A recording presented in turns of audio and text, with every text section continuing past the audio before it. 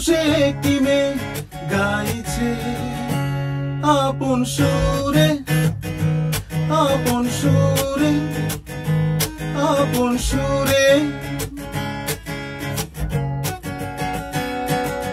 ওই দূর পাহাড়ের ধারে দিগন্তের কাছে নিঃসঙ্গ বসে একটি মেয়ে গাইছে আপন সুরে, আপন সুরে, আপন সুরে।